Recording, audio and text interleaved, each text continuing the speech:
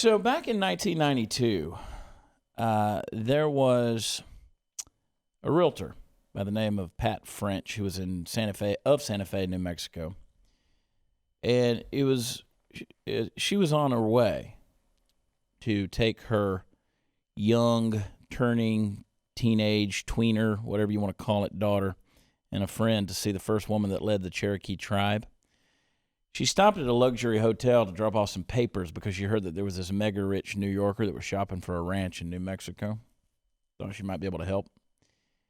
They rang the doorbell to the suite there that day in 1992, and it wasn't the man that answered. Apparently, it was a bunch of young girls, just a little bit older than her daughter, she said, but not much. She assumed that this must be the daughters of the person who was looking for the ranch. She said, I thought they must be his daughters and friends he took along on the trip. There were all these girls a little bit older than my daughter, not much. What she did not know, and even had she known, she did not know that this person looking for a ranch in New Mexico was Jeffrey Epstein. And had she even known his name, she wouldn't have known why. She didn't have any idea that Jeffrey Epstein had no daughters. She just knew that here was a guy who was looking to buy a ranch, quote, really far from people. The rest is history. She was told they have money, and they were ready to buy a ranch. And, of course, as we all know, he bought that ranch right there in the middle of the King parcel, King Ranch there. Supposedly bought it from the Kings. And, of course, if you don't know who the Kings is, Gary King, Bruce King was the governor of New Mexico. Gary King, who was the governor's son, he was running for state attorney general that year. Epstein donated $15,000 to his primary campaign. There was a lot of donations that went on. And as we know, basically, he wanted to start a ranch, but he didn't have any livestock on that ranch, Candace. He did not. No, he was starting a whole new herd. Different kind of herd. The Epstein breed is what he was trying to start. Precisely. Because he was bringing in girls. He was wanting to bring in 20 at a time, impregnate them with his seed, and then have all rights to the baby. And, create a whole new race of people. So, there's a lot that's there. I mean, you start to uncover these things about Jeffrey Epstein, and you really want to take a bath, you know? It's definitely disturbing, and that was just one of the accounts that we found. Right. The origin of finding the King family was a little different. It was a podcast that had somebody had written in, and her father was a bigwig in the hotel and spa industry, and he did a lot of the spas in Sedona and up in New Mexico, and he was approached by a woman who wanted him to do a favor for a family friend. This woman would end up being Ghislaine Maxwell, and he went over to the ranch, and they started talking about the design that they wanted. They wanted like a luxury spa and rooms built, and so he obviously was like, no issue, we could do that, no problem. But they also wanted him to provide a list of masseuses that could work the spa. Yeah. And they kept on pressing him that they wanted young masseuses. So he kept pressing back, of course, no problem. And they were like, no, we want young masseuses. Yeah. So he kind of had an inkling, and they eventually told him, I don't think this partnership is going to work out. We're going to go with a different designer. But that would have ended up being Jeffrey Epstein. And in that podcast, and I can insert a clip here, but they bleep the name of the family, the King family. So I heard it was like the blank family. And so I just started researching New Mexico powerful families.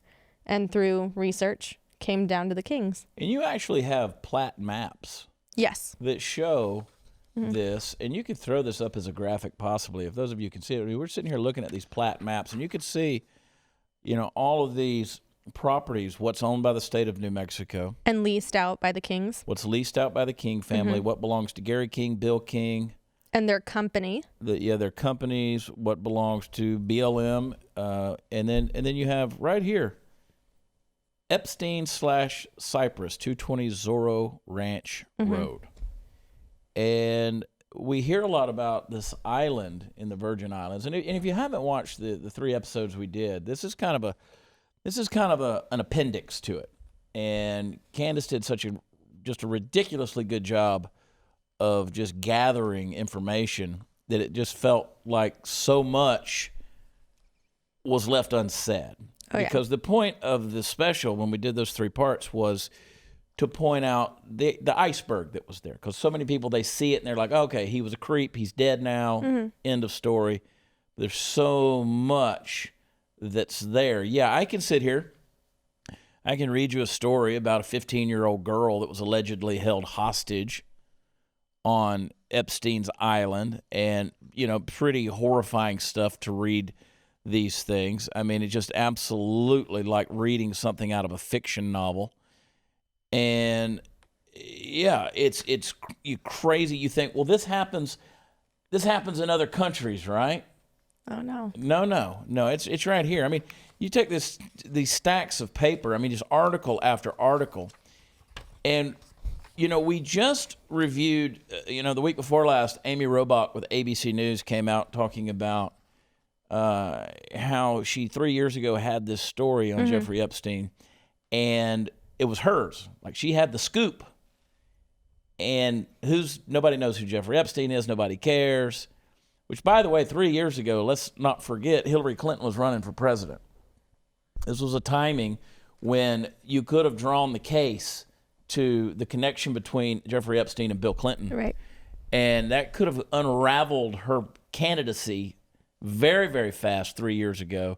So you have to ask yourself, if you get into the conspiracy questions, the media, which we have no question is left-leaning and, of course, are champions for the Clinton family, were they suppressing information about Jeffrey Epstein because it could have, in fact, and in turn, hindered Hillary Clinton's election chances? For sure. And then even to just widen the net there, regardless of whether you know the name or not, or whether the name is a household name, this person was abusing children. So wouldn't that automatically zero out any reasoning for having known this person?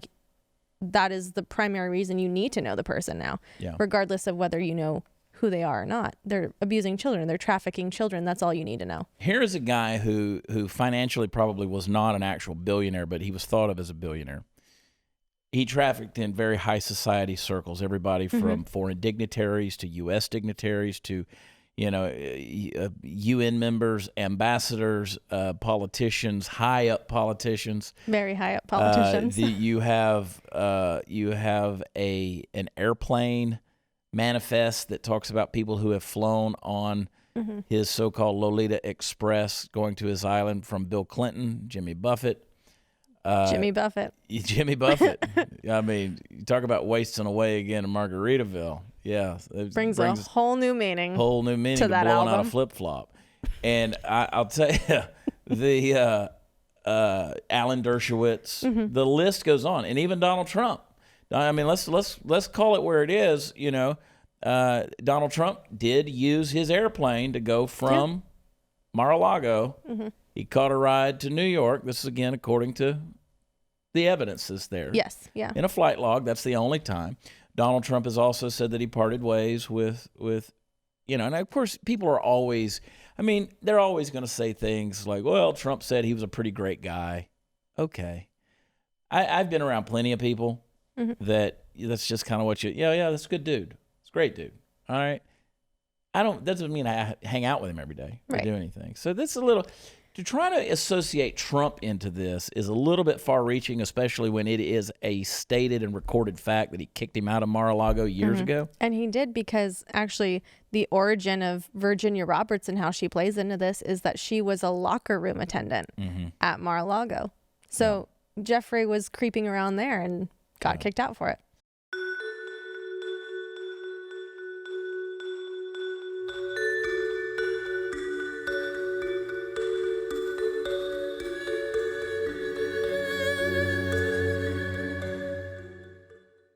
Hey, in case you weren't paying attention, the holidays are creeping up on us, and I know that sometimes it's hard to remember what you want to give as a gift to people. I got good ideas for you. And one of the coolest gifts that I love is something that I discovered not long ago. It's called iTarget Pro. It's a dry fire training system to combine smartphone technology with the industry's best laser bullet. Nobody else has come out with this before iTarget Pro. iTarget Pro takes your smartphone, and they have a proprietary app that tracks a laser bullet which fits in your gun and will detect exactly where your shots are landing on their target. Sit right there in your living room, put the target on the wall, dry fire, works on your trigger pull, makes you a better shot. iTarget Pro, completely safe. Nothing comes out of the gun. It comes in your caliber specific laser bullet and target system. So if you use a 9mm, 40 cal, 45, heck, you can get them all. So right now, get 10% off plus free shipping with the offer code CHAD, which means you can train risk-free for 30 days. And if you're not completely satisfied, you can send it back. But here's what I suggest you do. Try it, work on your trigger pull, work on that muscle memory, and dry fire into the iTarget Pro. And I promise you, you go out to the range, you're going to see a big-time difference.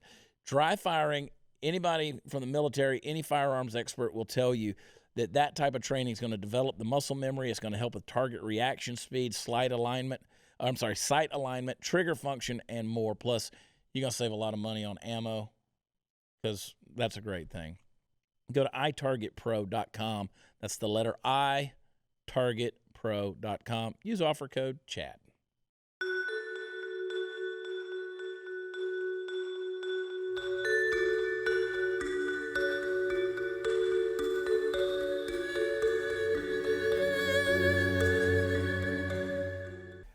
I'm not defending Trump. I'm not defending Trump's past or his character or anything like that.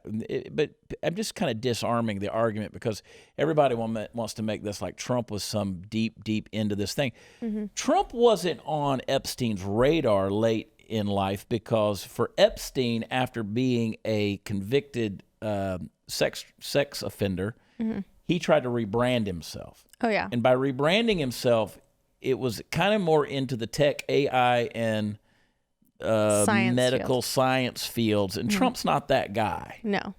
He wasn't on the radar. He was more interested in the Elon Musks. Oh, yeah. He was a chameleon for like what he wanted to become. He surrounded himself with. Yeah. So, I mean, these people treated him like colleagues or constituents and like an equal. And you go back in his history and nothing signifies that he should even be in the same level of an Elon Musk or Stephen Hawking. Yeah. Well, and the thing is, these folks knew that, and I'm going to use my terms, that when it came to their field of study, Jeffrey Epstein was a moron. Mm-hmm. He didn't know anything. No, for sure. He's a college dropout. He couldn't even teach high school physics. He was a moron. But he was a man with money. And they also knew he was a man who was willing to part with his money. Mm-hmm. And these guys were willing to take it. For pet projects, yeah. You know, I've got this project going on. Here's $200 million to run with. And, you know, certain people like a Stephen Hawking who are able to benefit from that in certain ways. So when you're right, let's go back to the Amy Robach ABC thing, which is a very telling deal. Because you're right. It's a pretty wide net when you think these are children that are being harmed. These are young girls that are being sex slaved.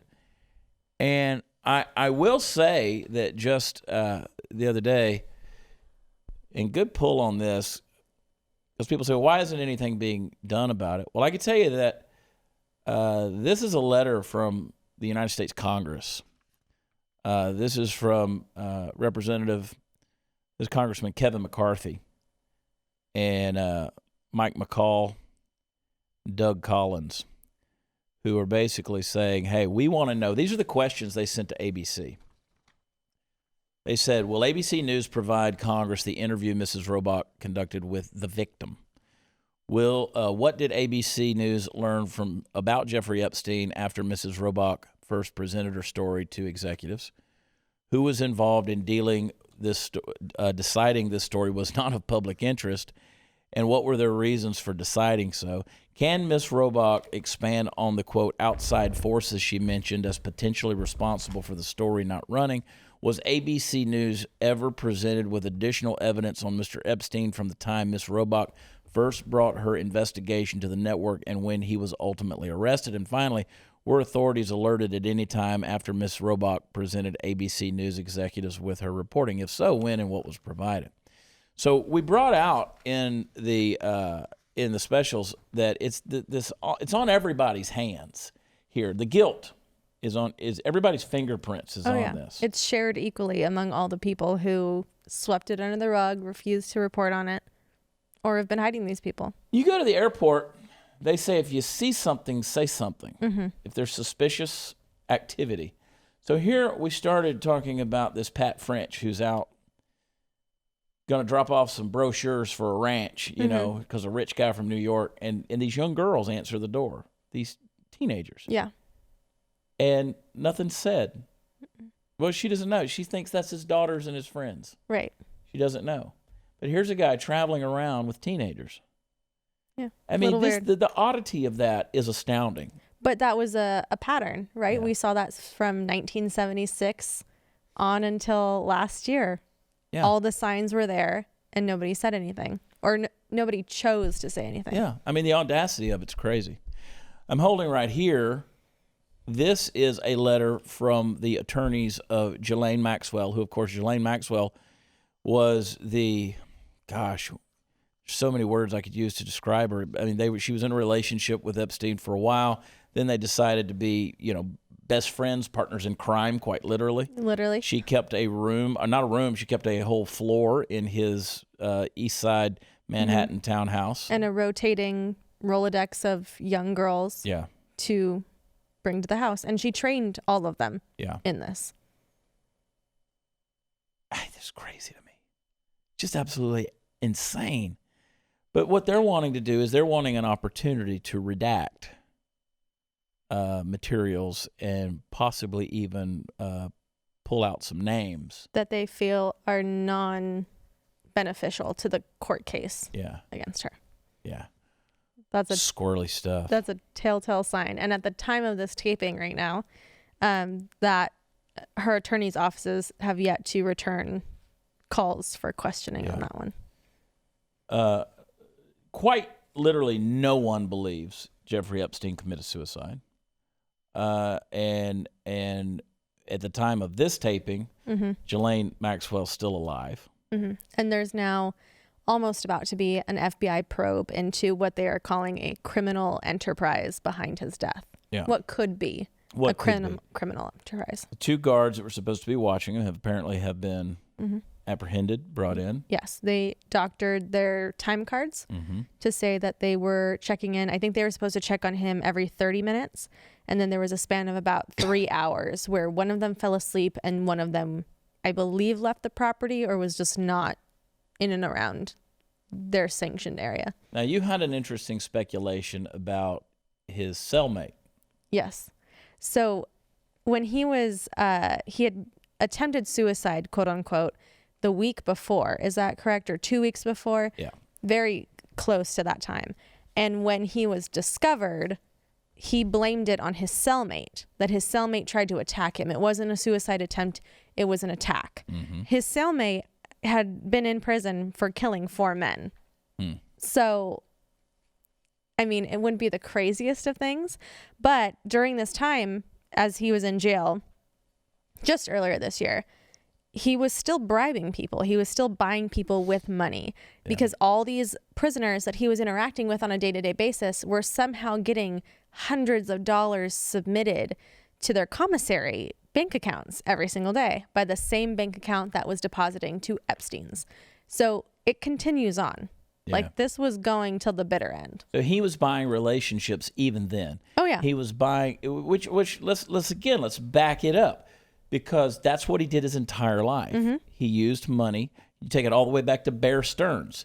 He leaves Bear Stearns after a successful climb within the company, which shocks the executives.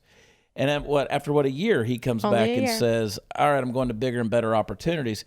When what happened was, apparently, he was taking funds from Bear Stearns and making loans to people. He was buying influence. Yeah. Buying relationships. So now The same deal. This guy, he knows how to do this. He's in prison. I need protection.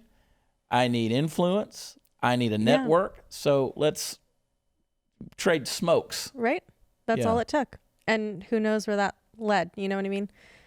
Now, I know that most folks still can't get it through their head when we talk about the iceberg, the tip of the iceberg, what's underneath. Because you think, here's a rich guy who was a pervert and now he's dead. End of story. There are so many connections. I'm looking at this article right here.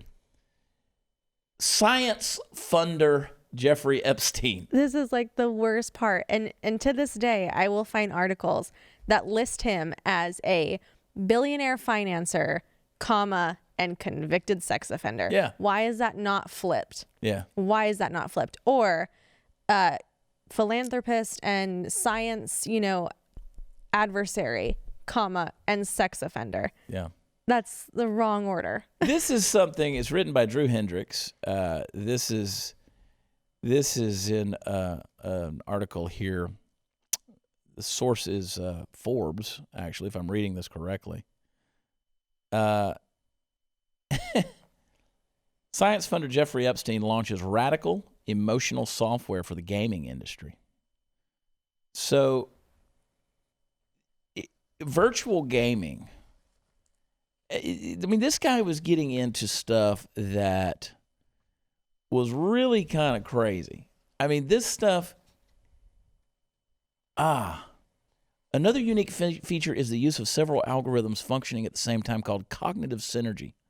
The theory behind this synergy is that humans have multiple thought processes going on simultaneously, prioritizing ones over others in order to function. He is open psi is what they called it. German psychologist Dietrich Dorner's theory of animal behaviors driven by 5 basic needs: existence preservation, which is food, water, body integrity; species preservation, sexuality, reproduction; affiliation, needing to belong to a group, social interaction; certainty, the need to predict events and their consequences; competence, capacity to master problems and tasks. Each of these needs to get filled or depleted based on time and interaction with various atoms. And so it goes on and goes on and goes on. And it's like the disparity between these models of our experience of the mind and the invaluable guide to follow, Jeffrey Epstein said,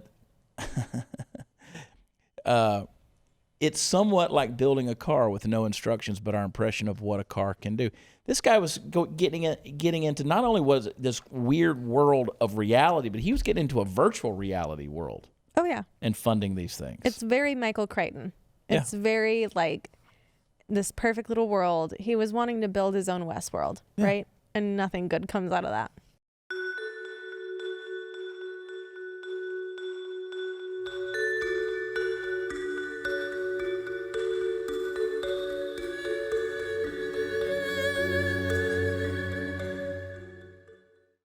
Are you sick and tired of overpriced greeting cards that don't say what you really want them to say? Look, for years, Americans have been stuck in the greeting card section, reading sappy, fake messages that, quite frankly, are weak. They look like they were written by Beto's speechwriter.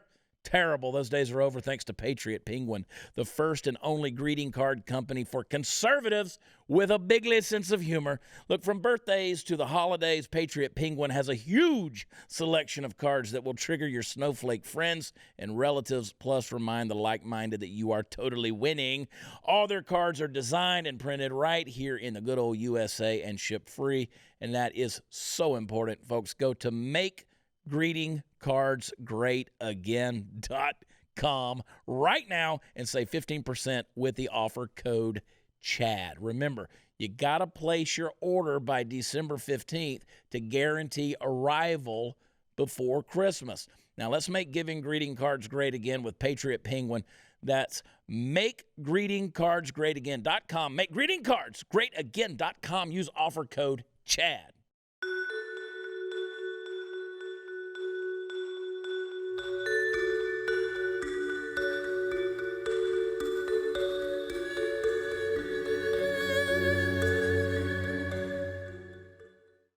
I mean, this is weird stuff, but he was doing it with real human beings. Yeah, like this was not, and the weirdest thing is that these people just saw him as like one of their own. That's what baffles me. He sat on the board of like a Harvard brain and behavioral committee. Yeah. With no background in any of that. And he still has a program going on at Harvard, the study for evolutionary dynamics, which is still alive and thriving. Yeah. And they haven't given a dime back. They have not. Not a penny. As where MIT has gone as far as like producing a letter, apologizing for their association, and encouraging those individual professors who took donations from him to give them back. Yeah. It just, like I said, there's just so many things. And let me just read this paragraph.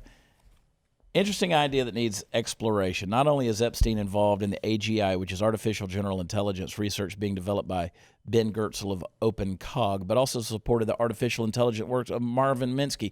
There isn't a day that goes by that news doesn't appear discussing the case of Jeffrey Epstein and how our powerful, extremely wealthy friends have been pulling strings for him behind the scenes to make him a, quote, free man, despite the criminality of his sexual proclivities.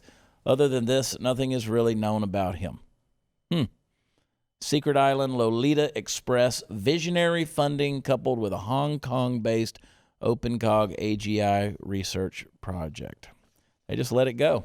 And as like dominant as he was in all these different social circles, he was throwing all these dinner parties all the time. He was obviously hanging out with people like Bill Gates and Elon Musk, who would definitely be photographed all the time, no matter what. Yeah.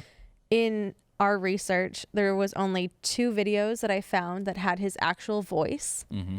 And there was only about 5 videos that actually existed of him moving around. 2 of them were him moving out of his apartment or leaving his apartment, being released from jail, and like the Trump party with him at Mar-a-Lago. And like that's what exists of Jeffrey Epstein. That's it. 2 audio recordings that I could find. I've heard him described as being agoraphobic. He didn't want to be out in the open. He wanted to be in his own little enclaves. He wanted to be in his Manhattan apartment. He wanted to be in his on his island. I mean, you can't get any more isolated than that. He wanted to be isolated in New Mexico, where he was literally surrounded by the most powerful people of New Mexico. One can only speculate why and what, and why do you desire such secrecy? It was almost like you remember the movie 300 where they climb up to the oracles, you know, and like these guys are hidden up on the on top of the mountain, and these pervy guys are up there with the virgins, and they're casting these little deals. It's almost like these people of power were going to Jeffrey Epstein to get their almost like going to confess to the going to confession in a way. Oh, yeah. A lot of these people were going to him not only for the influence and the money, but just to kind of get some things off their chest. And while I'm here, which is just very interesting. And Prince Andrew gave that interview, and it's funny because you say how kind of private he was, and he liked just being at home, staying at home. He was kind of a recluse in that way. In the interview, Prince Andrew's pressed as to why he stayed at Epstein's apartment so much. And he goes, well, Epstein was never there. He was always out. He was always out doing something. He was always out with people.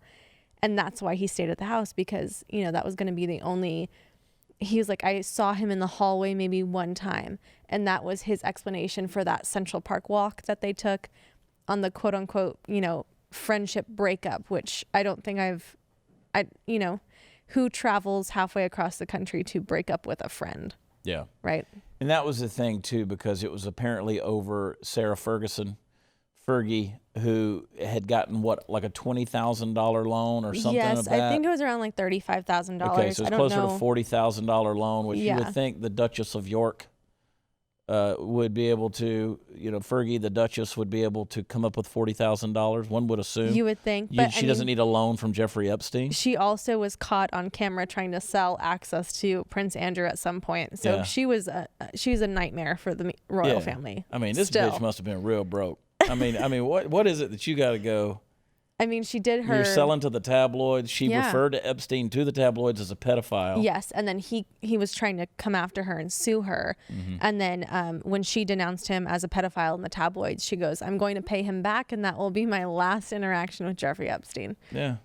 Like, yeah, and then ridiculous. and Andrew, what he says is he comes out, and again, we're not speculating anything. We're just saying what these people have said. He comes out and says, "Oh no, I've got to defend her, so that's the end of our relationship." Me and Jeffrey, we don't have anything to do with it. Mm-hmm. But I mean, there's pictures of women, obviously, and Andy's having a good time. He's out now, whether he was with Epstein or not. He's a party boy. He definitely is. He's always been known as the royal party boy. Of course, he was the party boy before Prince Harry was the party boy. Right. That's where he learned You took from. the words right out of my mouth. Right. I wasn't going to throw Harry under the bus, but you did it. But yeah. Yeah. And it's so crazy because he talks about in that same interview how him and the Duchess had worked out a plan that if one of them was away, the other one was with the children. Yeah. And since that time, there's so many timeline pictures of like her being in India and him being in the United States, like polar opposite regions. Like that was not a thing. And that interview is really something to watch because for someone as polished as a member of the royal family, yeah, poor Andy was flailing. I don't party. And then we just got news at the time of this filming that he's going to take a step back. Yeah. In fact, let's pull up that headline. Public life. Pull up that headline right now. It says, it just popped up on my phone, Prince Andrew to step back from public duties after fallout from interview about Jeffrey Epstein relationship. Now, as soon as that came out, you sent me a text message and you said, oh boy, you said it's almost like they just said, here, yeah, Andy, go for it. Yes, because she brings up the royal family. I watched the interview as soon as it came out. She brings up the royal family about 4 or 5 times.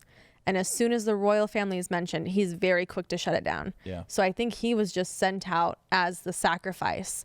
And, because they've done a lot to help his public image, including inviting Sarah Ferguson to come back and live with him at the compound. And she's living she's living there. Which never happens. They wouldn't have done that with any other royal wife at all. No. Especially letting her keep her title. Unheard of.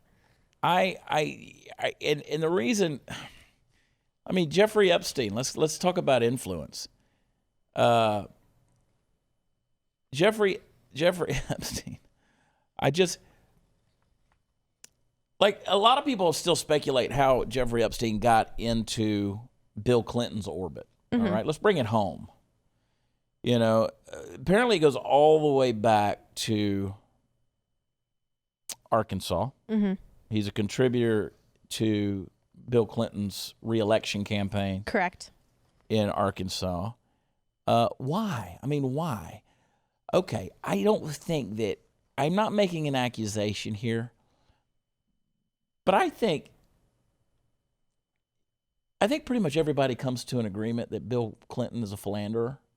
I think that's basically like the general consensus. Everybody knows that Bill Clinton is the way he is. Like, I think that the only great thing that would have been about Hillary Clinton winning the election is she would have had to sit at that desk every day.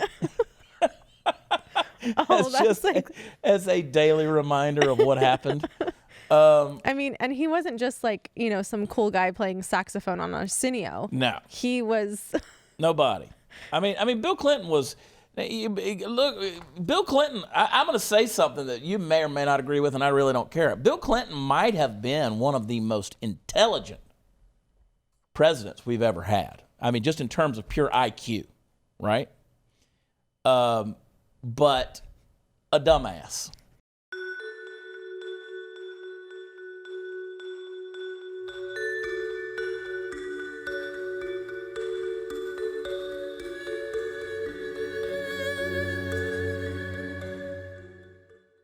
Hey, imagine your cell phone as a voting booth, and every time you make a call or use your phone, you're voting for impeachment, open borders, gun confiscation, or abortion. It's a horrible thought, but that's essentially what you are doing whenever you spend money with cell phone companies that hate everything you believe in. Listen, add insult to injury on that, and these cell phone carriers have all kinds of hidden fees, like AT&T's administrative fees that they're currently getting sued over.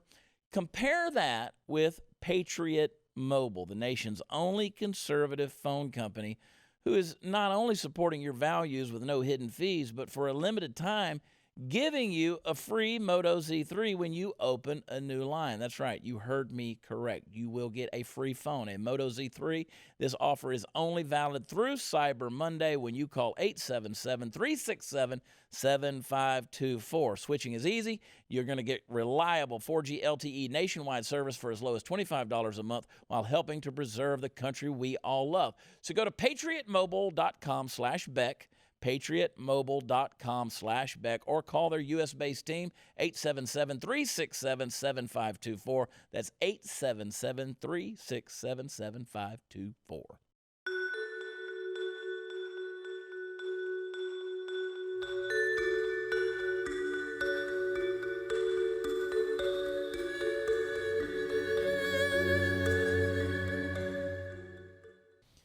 But you go early back into the Clinton Foundation years, and there's Jeffrey Epstein. They're there 2002. They're in Brunei. They're 2002. They're New York Magazine about this trip. Clinton praised Epstein as a highly successful financier and committed philanthropist. A philanthropist. Yeah, he's a real giver. Politico recently claimed that Clinton and Epstein connected in the first few years after the president left office, citing people who know those involved. The article pegged Maxwell as the glue. Ghislaine Maxwell, of course, the two men together. Clinton's daughter Chelsea is the tie between the president and the British socialite Ghislaine Maxwell. She was at Chelsea Clinton's wedding. If Ghislaine's listening, come on the show.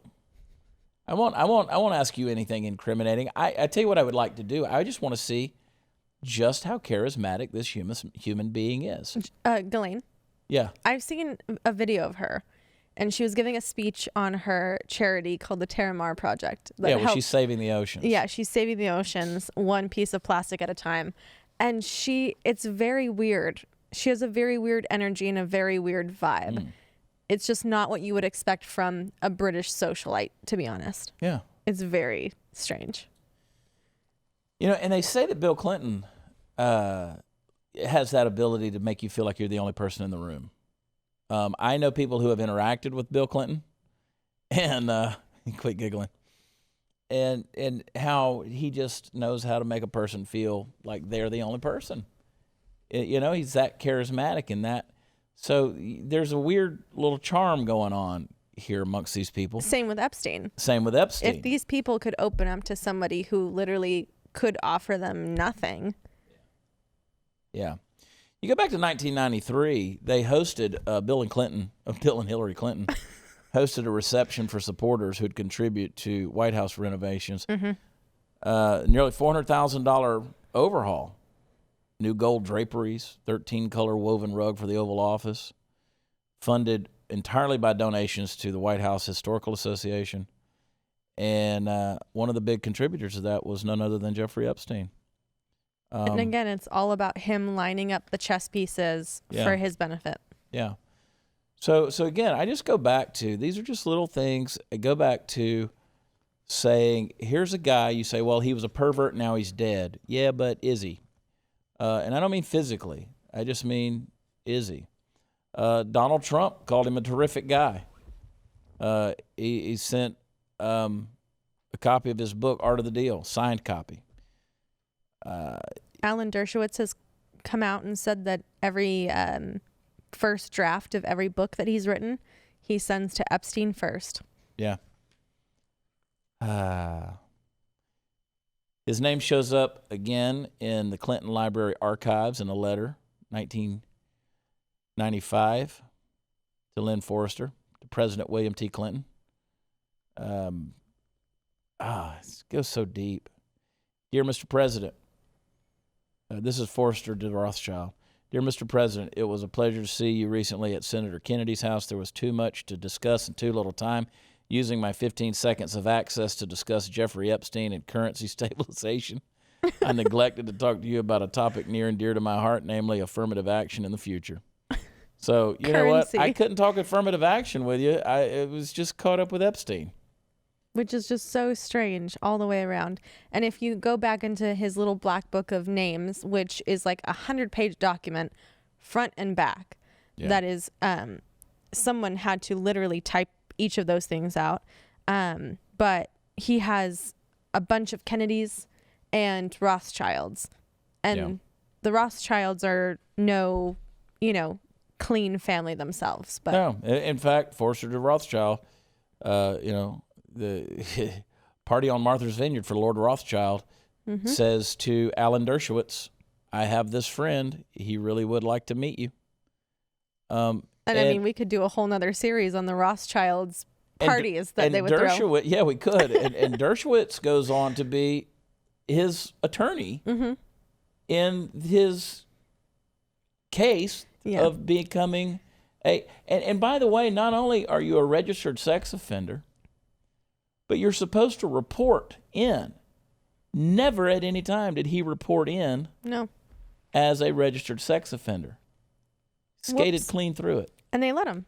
Yeah. They let him just do it. And that was from the very, very beginning. People were willing to let him slide under the radar and, break any rules that he seemed fit. And the funniest part about it was earlier this year, when the flight manifests were made public, before they were even made public, Bill Clinton came out and said that he had never had anything to do with anything that was happening on the plane. And all you could think of was we didn't say what happened on the plane yet, Bill. What are you talking about? Whoa, Billy. Whoa, Billy. Pull the reins back, Billy. You get the point, folks, and we could belabor this forever. I mean, look at the stacks. Look at the stacks. This is just a small fraction. We could go on and on and on. The issue is not the individual names. The issue is not the individual institutions and organizations. The issue isn't ABC that buried the thing. And it's crazy. Tucker Carlson was absolutely right when he says they're more interested in the whistleblower than what was going on in the actual Epstein case itself. The issue is, it goes on. People have protected it. We live in a country that is full of people of power who have protected it. We live in the age of Me Too. We live in the age of Harvey Weinstein, Matt Lauer, Kevin Spacey. The list goes on and on and on. Bill Cosby, Michael Jackson, whatever. Bill Cosby, I'm still looking into this, but I believe he is the neighbor directly across from Jeffrey Epstein. You better shut up now, girl. I mean, that was a really bad...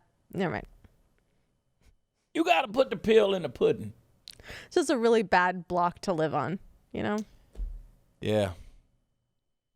So he lived across the street from the Huxtables. I'm pretty sure it was either the same street or directly across. Oh boy, howdy! I don't know what to do anymore. I'm just glad. I'm just glad we've got it out there. Let the chips fall where they may. Hopefully, there's a lot of them. If you see something, say something, folks. I don't say that lightly. If you see something, say something. You never know. You never know, because it's happening in a big, big way in this country. And it's still happening. It's still happening. You want to talk about kids south of the border. You want to talk about utilizing kids to come across the border seeking asylum. These people that are in Southeast Asia. It's bad. It's horrible. We worked for a long time with orphanages in Thailand. We were working especially with 6 to 9 year old girls, because we knew if they didn't get the help, they were orphans and they were going to wind up in prostitution. It's a bad deal. Bad deal. So thank you for gathering all of this dirty laundry. Anytime. That we could just throw out there. If you haven't seen this has been a very big break from our norm of how we do things. We showed kind of our serious side in that, which is very difficult for me to do. But I felt like, when we talked about this project originally, I just felt like it was something we needed to really pursue. And there was, as you said before, in the finale of the series, there's a little hesitation from some higher people about if we should do this at all, just because of the caliber of the stuff we're revealing. And I, asked you every single day before filming, you good with this? Well, and anybody that's been involved with this project, if anybody came in and sat in the studio or whatever, I said, you just understand, we're not joking here. No. This is a serious deal.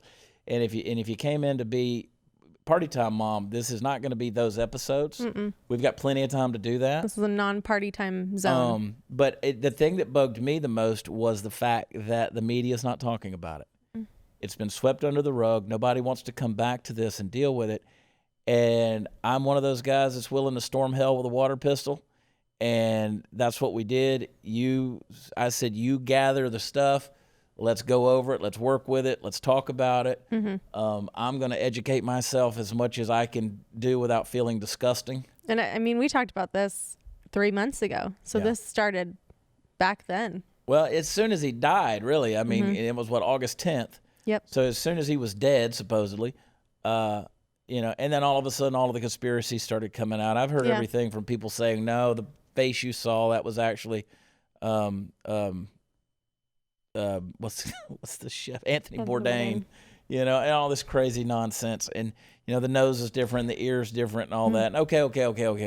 He had a body double. Yeah. And look, I still want to do an episode where we kind of rate the memes, because there's some funny memes out there. One of the best ones, and I posted it last night, of course, this is a week ago, was a game of Hangman, and it had the dashes and one apostrophe in there. Epstein didn't kill himself. There's been one in Braille. We've had the shirts that say Epstein didn't kill himself.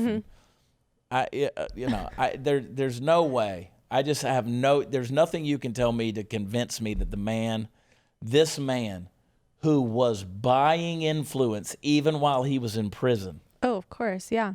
It did not end. There was no end for him. He did not kill himself. He was doing everything he can to maintain, even then, his same grandmaster chess move influence to stay alive. And even though there's been a supposed checkmate, there's still all those other players left on the board that are untouched. And the king's influence still spreads. And let me tell you, you never know. He had already gotten off once. Oh, several times. He'd already gotten off once. So, so he'd already been acquitted before, a registered sex offender who didn't even have to report. So he'd already pled not guilty. Maybe he gets off on a technicality this time around. Maybe he take it to trial. Let the jury decide. Let this thing go. Why kill yourself? A man like Jeffrey Epstein, the stuff we've uncovered, a guy who's willing to risk it all and live his life out in the wide open with his deepest, darkest secrets. Why is it that this time? Like now, he's not ashamed. No. He's been freaking telling us for years. Right out in the open. So like if he did kill himself, what was it about this trial that was going to bring him down? Right? Nothing. Right. He wasn't married. He didn't have children. No. He's got a brother. Right. Who is suspected to be inheriting some of this stuff eventually. Yeah. No, Epstein didn't kill himself. We'll just leave it with that. All right, girl. Until the next crazy tale comes along. Until next time, yeah. Yeah. Candace, the queen of the Ethiopians, and the puppet master, Mark. I don't want to leave you out over there, Mark. I know you don't have the camera on yourself. But, actually, yeah. Do you? There you are. Yeah. Boom. Yeah. I can't leave Mark out. Mark's been willing to put his head on the block, too. So, good job, buddy. It's been a good life. It's all right, man. It's okay. We got Glenn Beck to protect us. Yeah, I was going to say we can, well, I don't want to make a claim, but we could offer up some of Beck's money, in turn, if anybody knows where Ghislaine Maxwell is. Yeah. I'm sure Glenn Beck would gladly give at least $1 million. You know how Glenn is a collector, like R2-D2 showed up here and C-3PO's on its just way a normal... and the Darth Vader stuff. I want Epstein's penis. I think we need Epstein's penis. I mean, if it's cryogenically frozen. No? You got nothing on that? We need Epstein's head and Epstein's penis. I'll look in the Reddits. See if anybody has access to that in Reddit. Reddit has everything. That's a deep rabbit hole there. It is. I mean, spend 30 minutes on there and yeah. I'm scared too. We'll see if we can find anything. I'm scared too. I sit there and say I'll, run in where angels fear to tread, but I don't want to get on Reddit. Crazy. crazy. All you millennials on there. I literally requested like the flight manifest PDF, and somebody dropped it to me in like 5 minutes. It was How like long was it? How long? You're talking about the Lolita Express. Yes, How long was it? It was like 700 pages. I was going to print it out, but then I think I'll get my printer privileges taken away here. Better go to say, I am ashamed of you. I've already done a lot. Look at all this. Look at all the paper everywhere. I mean, just everywhere. Okay. We're out of here. Thanks for hanging out with us. Share it with your friends because this is an important subject. We joke, we kid, but that's what we do. But at the same time, it matters. It really does matter. So, as you know, we love y'all or we wouldn't be doing this. God bless you. We'll see you next time. Bye.